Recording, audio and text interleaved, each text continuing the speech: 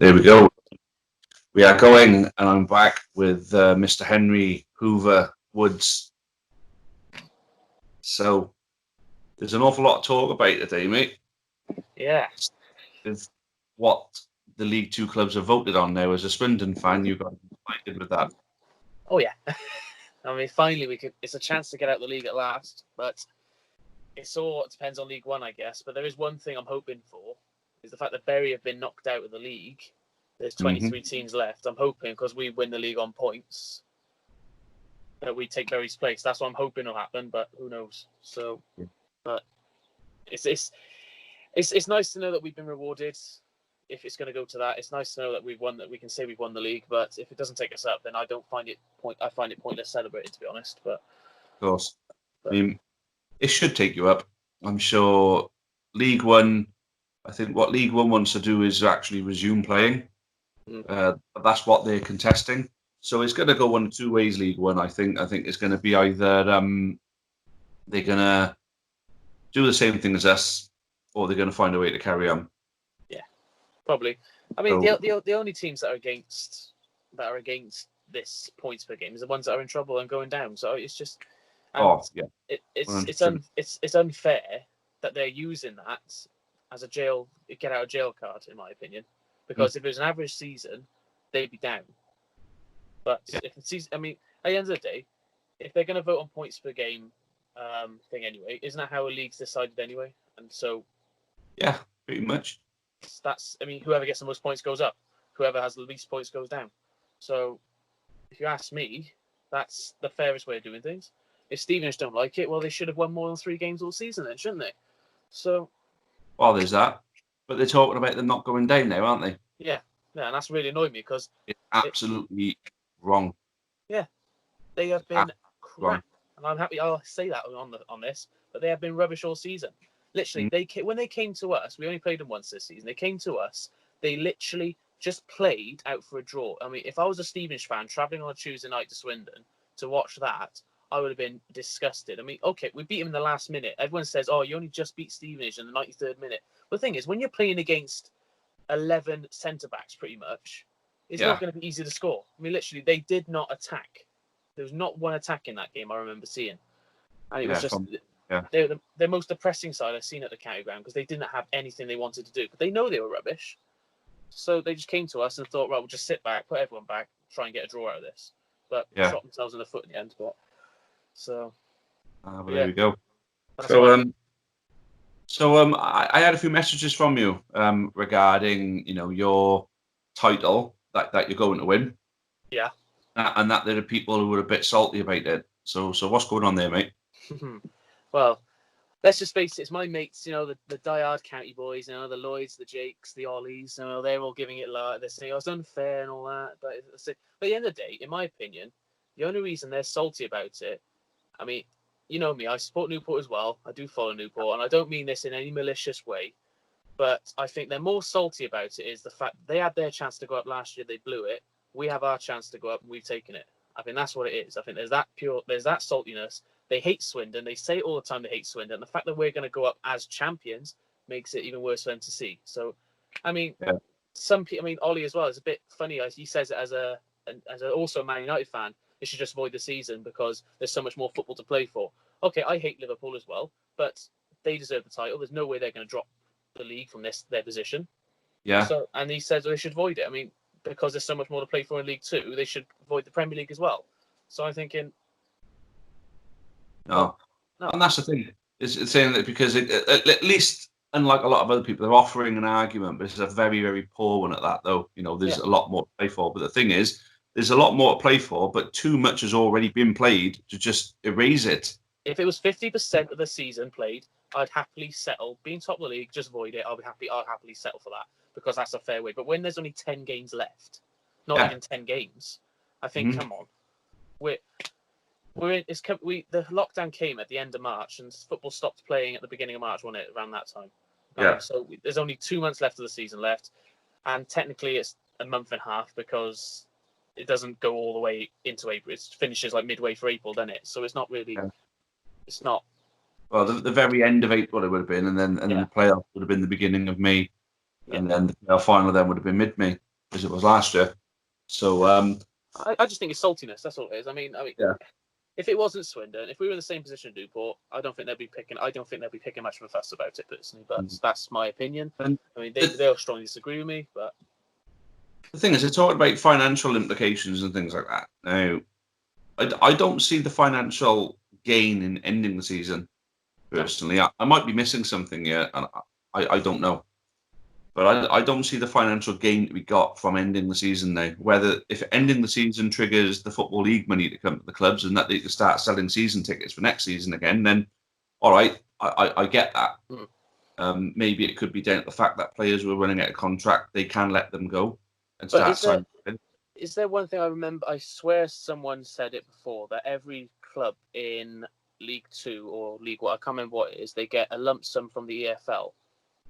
I heard just for support, just so there's no, I don't know what it is, but I heard that some teams get it. But I hope so. I do hope so, because I know for the future financial safeguarding of football clubs in the lower leagues, they're talking about putting in salary caps in League 2 and League 1, which I'm 100% for, because that'll be a struggle then, because we got Doyle on about 9k a week. So yeah, well. But the thing is, you can understand where, you may think, oh, well, I may think as a Newport fan that Swindon have got a bit of an unfair advantage because they've got someone with money behind them who can just give them whatever they want to get whoever they want. Where with us, there's not, we're fans owned. We don't have money unless we fundraise together. It is an unfair advantage. Yeah, I agree. Yeah. But the thing is, it's like the Forest Green situation is the one that pisses me off, because at least Swindon are a big club with, we've got history and we've got all sorts with history and a fan base. Forest Green are a nothing club with no fan base, and yet they can afford to pay players the same way as what you do. Yeah, I mean, which was it this season or last season they were on a massive spending spree? Which one was it? I swear they had. It's been every season since that Dale Vince took over. They've been paying players shitloads of money for a long time. It's the same as Salford as well, isn't it? I mean, you just look at them. The first season in the Football League, they just went mad. And I wonder when they signed Darren Gibson and who else they signed? They signed like Adam Rooney, for example. I know they signed Adam Rooney before, but I remember a Bradford fan telling me the reason why one of the factors they loaned Doyle out is not because he was underperforming, but they loaned him out so they can avoid financial fair play. The thing, so they laid him off the wages that, you know what I mean? Yeah. So I'm wondering how on earth have Salford escaped that with the signings they've made? I mean, they get around it. I mean, obviously, Forest Green get around it with sponsorship. Obviously, the chairman's company sponsors the club, and then he can set the value as much as he wants, so he can put all that company money into the football club. So their sponsorship could be like $2 million a year. And that funds the majority of their wages. Yeah. You know what I mean? It's still fun, though. I say Man City have done it for so long. Well. But then I think there are rules within UEFA which prevent them from going over a certain amount on, personally funded sponsorships. I don't know the rules inside out, but I know UEFA found them guilty of going against those rules. Yeah. So my feeling is that Salford and Forest Green get away with it by doing that kind of thing now. A salary cap will prevent that. Yeah, and it would probably make you think as well, like the players like Doyle, who is on 9k a week for us, or the players like who's at Forest Green that's on big wages. Do we think? I can't think. George Williams for one. Could be. We never know. But those players would they have no choice to take a pay cut in their wages? Because let's face it. Is a championship club going to go for a 32-year-old Owen Doyle or a 31-year-old Owen Doyle when I know he scores goals in League 2 and he scores goals in League 1, but is a championship club where he hasn't been prolific and it's on record going to pay for him? So you probably will have to take a pay cut in order to keep going with his job. Yeah. So, but I might not affect him because he's got a childcare business now in Ireland. So he says when he finishes football, he's going to go straight over there, and he's got a partner who's also playing professional football somewhere.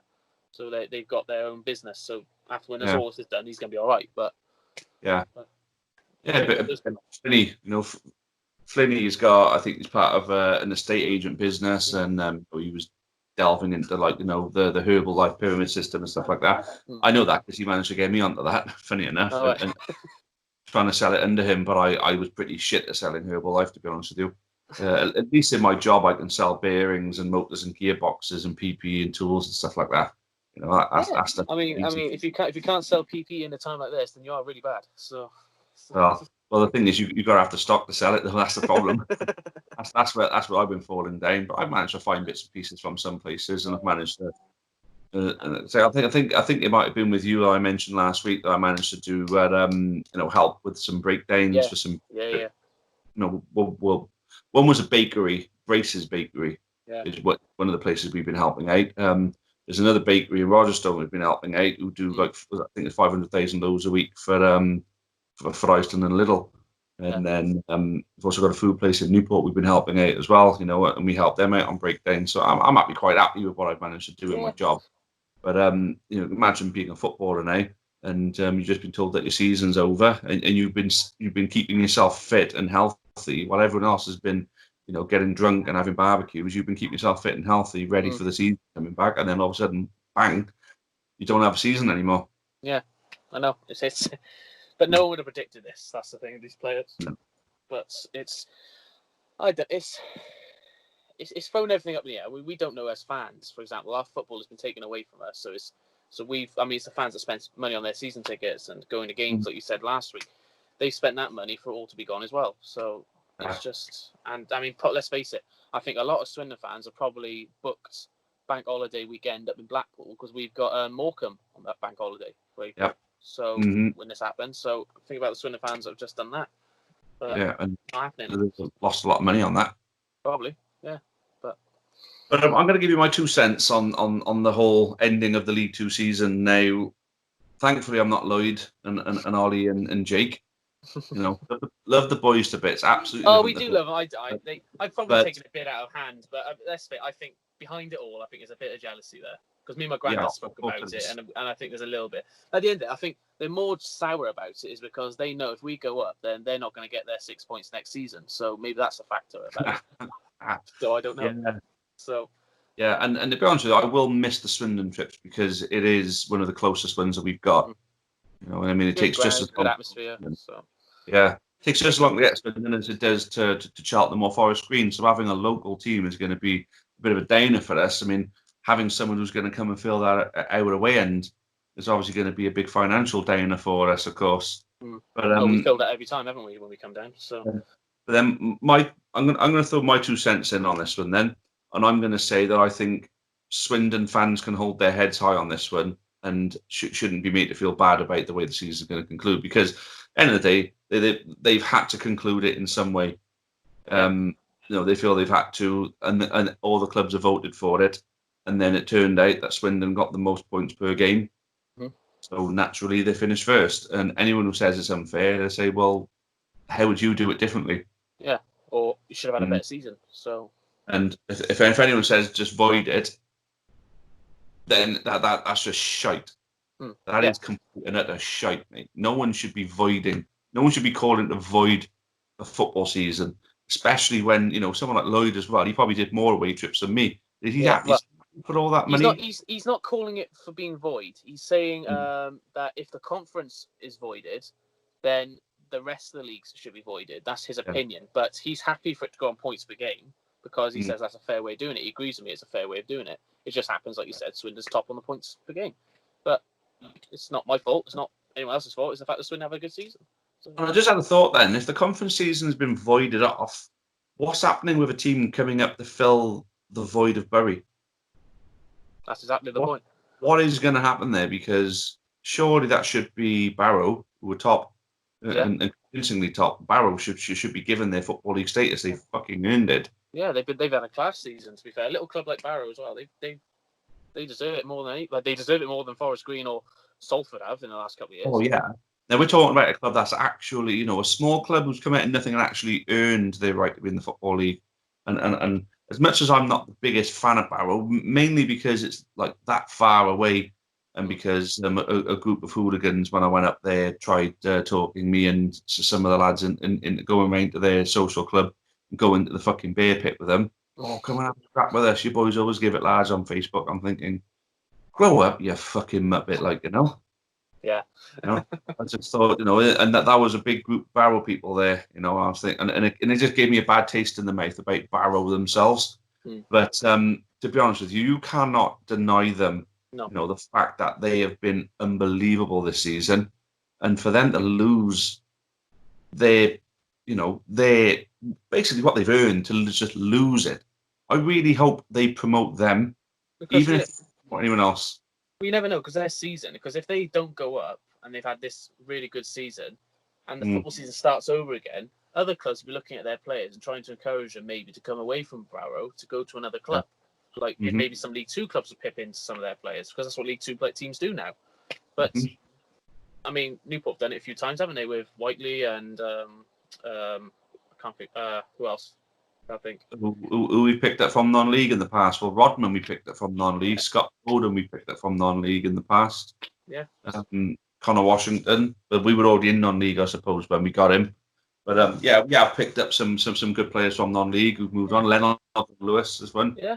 Well, Charlie Austin came from non-league for us, and then Charlie Austin was signed from non-league when we signed him, and then look where he went on with his career. So, but it's absolutely. I do feel sorry for Barrow, because if that does happen and other clubs come for them and they'll lose their players, and then next season they could be mid-table and that could be it. Or you never know, they might have a good system around them. They might try go for it again. I don't know. Depends what the players are like for their club. But I conclude in saying that I think Barrow should go up. I think your promotion and title is fair, because at the end of the day, it's the only fair way, because that's what everyone's voted for. Yeah. Yeah. You know, there's probably other options on the table, and this is the option everybody voted for. And as much as it probably wasn't unanimous, it was a vast majority that voted for it. You know, League One's different, because I think League One, I think there's a lot of other clubs. I think that there's a group of clubs that genuinely feel that they had an opportunity for automatic promotion there. And I know Darren McCann, and he's always going on about it on Twitter. Hey, Peterborough were on such a good run that automatic promotion was on the cards for them. Your second favourite club, Oxford, obviously doing really well and all. Portsmouth, you know, teams like Ipswich, Wickham, who've done well, you know, are going to lay claim for promotion from League One to the Championship, which is isn't it only 1 point gap difference between like second all the way down to 8th, isn't it? Something like that, mate. Yeah, it's really, really tight there. Really, really tight. But I can understand why they're feeling frustrated about it. But at the end of the day, they won't be. I don't think the season can conclude. It can carry on, because it's not safe. We got idiots in London who are thinking they're all it now, and we got. And it's not gonna. I don't see this season panning out. Yeah. So if it does go to points per game, Oxford don't go up, which is fair. I'm not saying that because I don't like them. If they had a good season, if you are a genuine football fan and you see a club that have done well over the season, like I hate Liverpool. I keep saying it, but they deserve the Premier League without a doubt. And with the Leeson.com trophy with Salford and Portsmouth, if they can't get the final played, I think they should split the winnings of the tournament in half and give it to both clubs just to get into the final. Yeah, and then they could do what they used to do with the Champions League, with the Charity Shield back in the day. If it was a draw, they never used to go to penalties, they used to share it. Maybe Portsmouth and Salford could be the first ever Leasing.com trophy sharing team. They could share it and share the winnings. Yeah, I think it'd be a fair way of doing it. But they want to play it, though, you know. Yeah, they obviously want to play it. The fans are going to want to go to Wembley. I mean, as much as I dislike Salford, you know, you can't deny their supporters the opportunity to go to Wembley. No. Just because it'd be quite funny as well, because Portsmouth will sell out their end and there'll be like 40,000 Portsmouth fans, and then there'll be like 10 or maybe not even that many Salford fans at Wembley. So one end would be completely packed and then just be like loads of red seats on the other side. It'd be a weird Wembley final. The thing is, as a Newport fan, we were a penalty shootout away from being in that equation, you know, on what you do about that final. And if I put myself in that position, I would definitely want it to be played and want to go to watch it. You know, even if they had to wait until the beginning of August to play it, you know, or even if they had to wait until, you know, September, even October, you know. Just to play that one-off game at Wembley. I'm sure playing a one-off game wouldn't be such a bad thing. Well, you've been there enough times in recent years, so don't get greedy now. So, hey, look, Wembley. You never get enough of Wembley, can you? Really? No.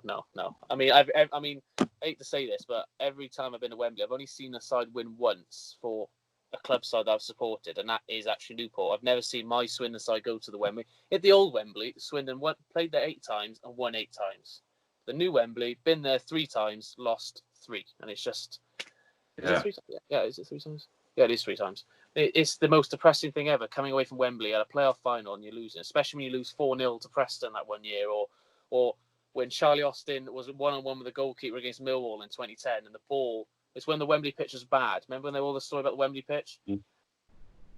About 10 times out of 10, Charlie would have buried that. But the ball, it was rolling, and as soon as he was about to hit it, the ball went up in the air, and then Charlie just sliced it around the post. Oh. The ball, it was literally the fine margin.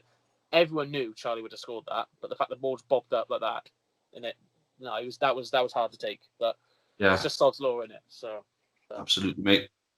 But anyway, I mean, it's quite obvious now that you're going to get your promotion. You're going to be back in League One.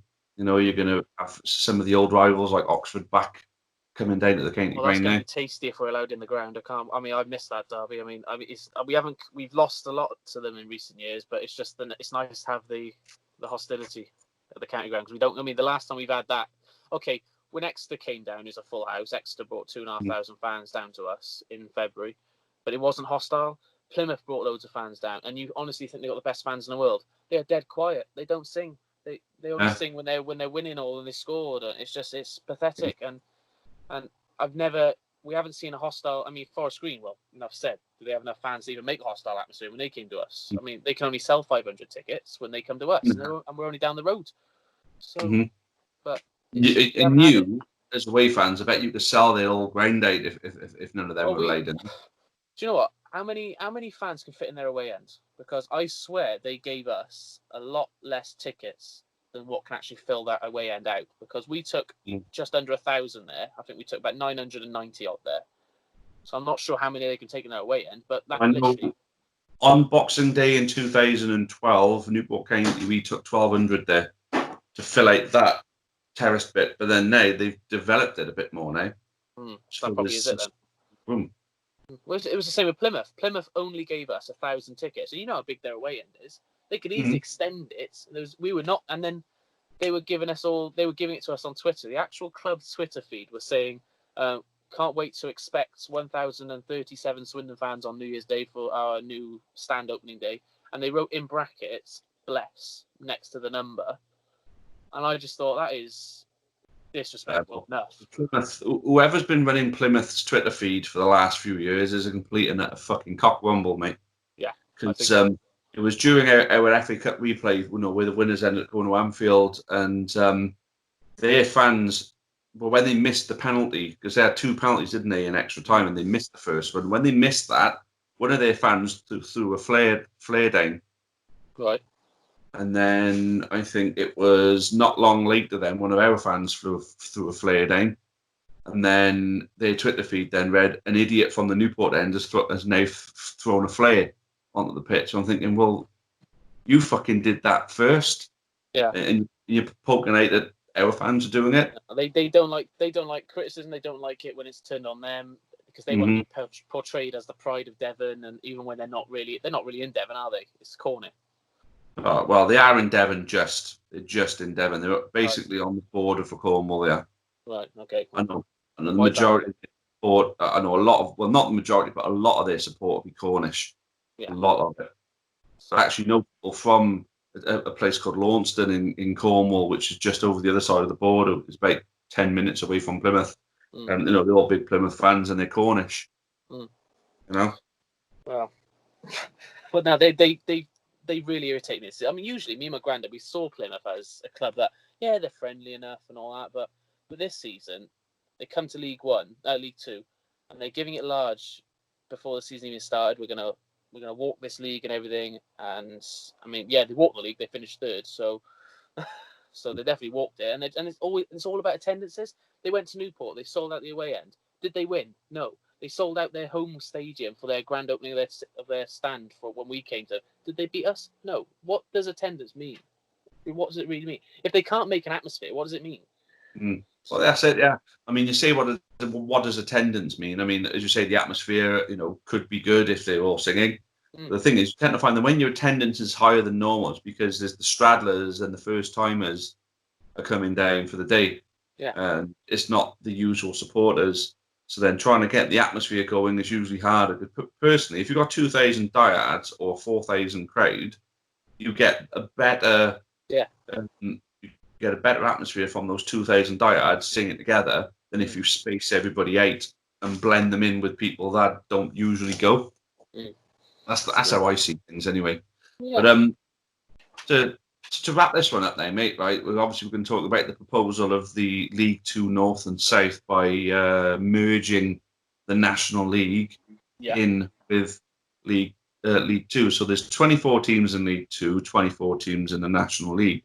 So the way that would work out is that you get a National League North and South, as you currently do, and they would then go directly into the Football League, but go into their respective North and South League Twos. Yeah. Now, as much as I think about the idea, I don't like it because they will be limited promotion spots, because it basically would mean 4 teams to come down from League One, but then only 2 teams from each side of the League Two North and South will go up. But it looks as though you'd still get your 2 going down from each of them. And then 2 will come up from National League North and South. I think they're trying to make it complicated, making it more complicated. I think that's what they're trying to do. I see the understanding behind it, because what they think will happen is the more local teams there are in those leagues, the more derbies is going to be, the more high, the bigger high attendances are going to be, and then there's the limited travel costs as well.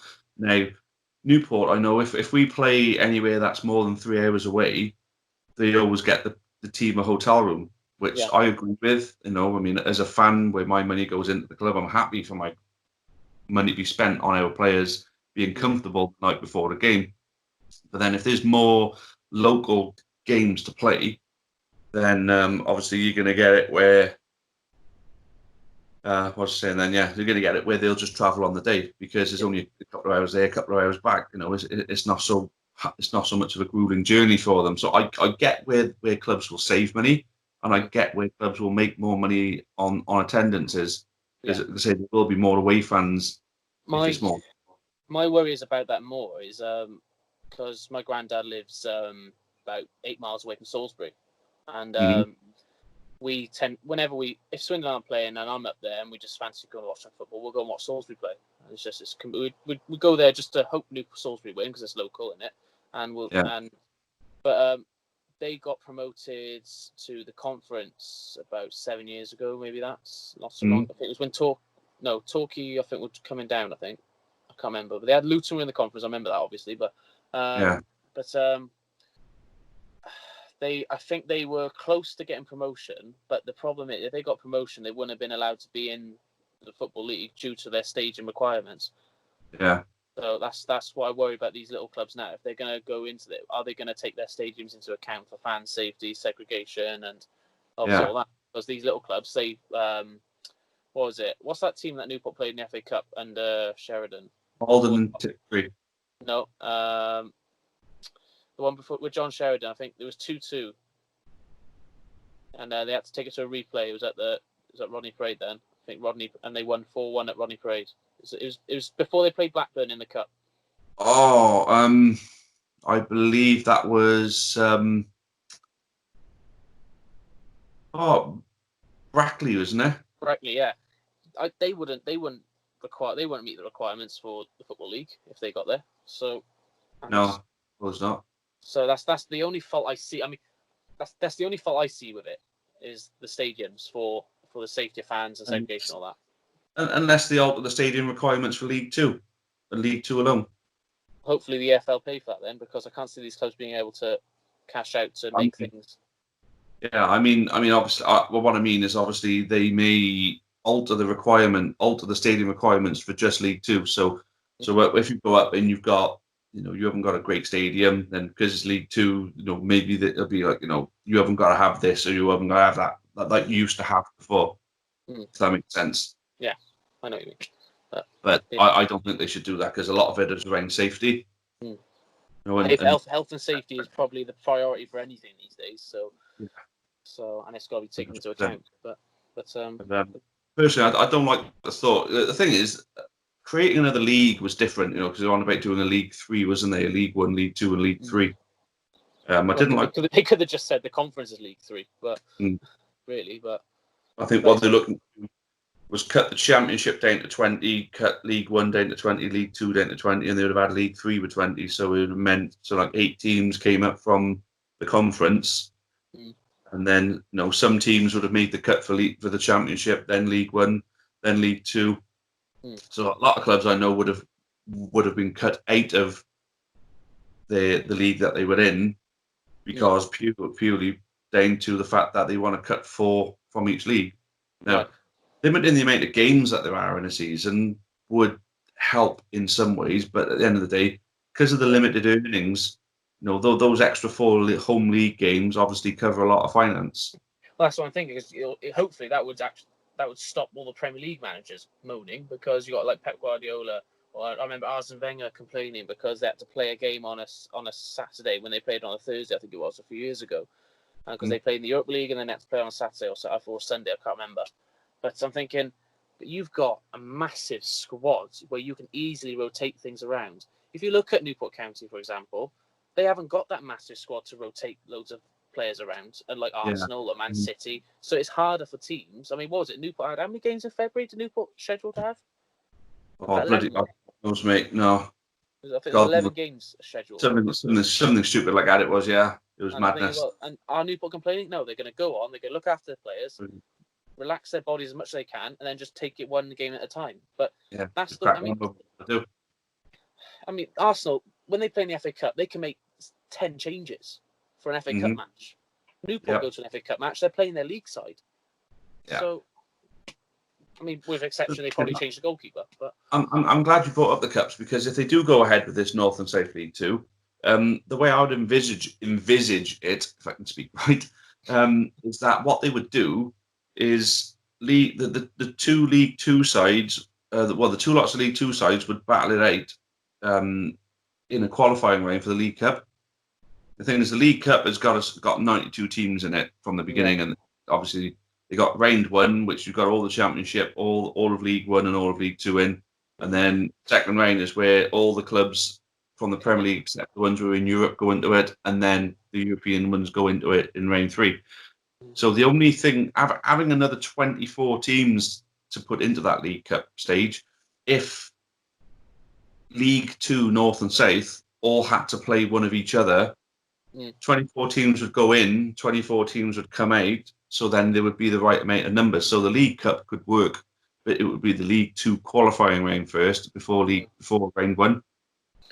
But don't you find that an extra burden, strain on the clubs that are smaller? Oh, yeah. I was just thinking of how they would actually work it.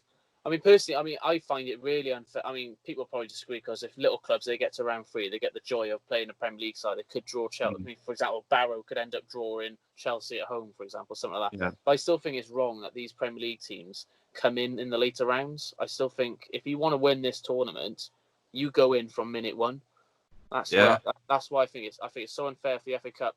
The reason why Chelsea win it every season, for the last couple of seasons or whatever, I can't remember. They come in at the 3rd round, they play Exeter, and then the 4th round they play a Championship side, and then they could end up another League 1 side who've made it well to round. The draw, wouldn't it, really, mate? For that, I think Premier League teams coming into it in the later rounds, I think it's the same as obviously the qualifying rounds for the FA Cup. You start from the very bottom and then you work your way up. Then at different qualifying rounds, different levels come into it. I think that's the way that you make it so. Because what you need is to make sure there's enough teams, even teams, for it to eventually end up working its way too.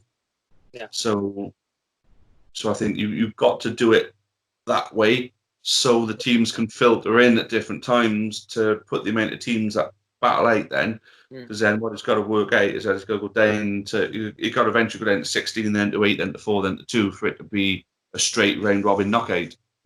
Yeah. I think a lot of it is just down to that, really. Yeah, I know what you mean. Yeah. Everybody was thrown into it from the first round. I don't know if it would work out the same way. It probably. I think a lot of teams won't like the idea of change. That's what I think it'll be. I think they like the way it is normally, but where it's like when they changed the penalties round, the ABBA system. I mean, I hated watching that because I just didn't understand what was going on. So but it's all about how teams see it. The thing is, a north and south divide, for me personally as a football fan, it'll mean that it's less travelling for away games, easier to get to. And then when it comes to it, like on a Tuesday night, there's Tuesday night games where we've ended up having to go to bloody Carlisle, Morecambe, Hartlepool.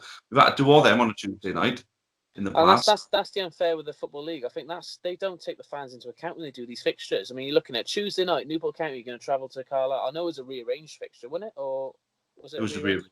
Yeah. Right, I know. Okay, so you can't help that, unfortunately. But say if you had to travel to Carlisle, say I don't care about Plymouth much, really, but if Plymouth had to travel to Hartlepool or Grimsby on Tuesday night, I'd be as a fan, I think, did they really take it into account for the fans? I mean, if that is going to be a game, that one has to be played on a Saturday. It cannot be played on a night game. It's unfair on the fans. It's also unfair on the team because, I mean, let's face it, I remember Richie Wellens I remember I come across an old interview of his when he was playing for Leicester, and he said the thing he hated the most was going up for Tuesday night games, travelling far for Tuesday night games. He said, because you get there on a Monday night, and then you're bored all Tuesday, just waiting for the evening. Yeah. And it's just, and you're doing nothing all day, and then you've got to try and stay safe during the day, not do anything drastic. You can't go far, and you've got to stay with the team, and it's boring for the players as well. So that's another rant of mine, but so I suppose in a way that's an argument for the north and south divide, maybe. Yeah, probably would. Yeah. At the end of the day, it's going to be the chairman or all the different chairmen or board or elected board members of these clubs that are going to ultimately vote on this. But it's a proposal that's been put forward. There's nothing more than that. It's not that it's a done deal. It's not that people have even said yet what they intend to do. Well, unless you're Stevenage. I mean, what did he say? A relegation for Stevenage would be unjustified or something. I think he said like that the other day. Complete and utter bollocks, mate. I mean, at the end of the day, I mean, then people say, "Oh, well, they could survive," and well, the only reason they could survive is because Macclesfield have had points deducted. Macclesfield had a good season, to be fair to them. Mm-hmm. So the only reason Macclesfield are in trouble is because they had how many points? 11 was it deducted? So they've dropped down. I mean, they've had a good season, Macclesfield, and I find it harsh. I mean, obviously they've done something which has. The way I see it, you look at Stevenage, Macclesfield had 11 points deducted and is still above them. Yeah. If that doesn't tell anyone connected with Stevenage that they don't deserve to go down, I don't know what else is going to. And I don't understand how people can look at how their fans can say, "Oh, we don't deserve to go down." You've won 3 games all season. Yeah. But, I mean, as a Swindon fan, I think the season when we went down to League Two this time, we knew straight away. I mean, people were turning it on my head. The boys were saying, "But what if you was in Stevenage's position? Would you like the fact you could go down?" I said, "Well, I probably wouldn't like the idea of going down." But at the end of the day, if you know that you have been rubbish all season, you accept it and say, "Right, we'll start again and go down." Because we've done it. We knew we were rubbish when we got relegated from League One. We accepted relegation in January because we knew how bad we were. And then it was just taking its time to actually finalise itself, and then we knew it. But I mean, at the end of the day, the Bury situation gave any prospective relegation battlers an advantage. With the Bury situation, that there's only one spot to go down, and Stevenage filled that spot, and they're right in it. No one else looks like they're even going to fall down into it at the moment. Exactly. So how they can say them getting relegated would be unjust is complete and utter bollocks, mate. I mean, if it's just enough to give Swindon the title on a points per game, then they should face the music for having the least points per game. Yeah. Didn't they vote? Didn't they vote to end the season as well? I swear they did. So I'm sure they voted to end the season. Yeah. Yeah. I think that they voted in favour of accepting their fate, and it's only then later that someone turned around and said, "Oh no, they won't go down." But I do hope if they don't go down, that Barrow still get to come up.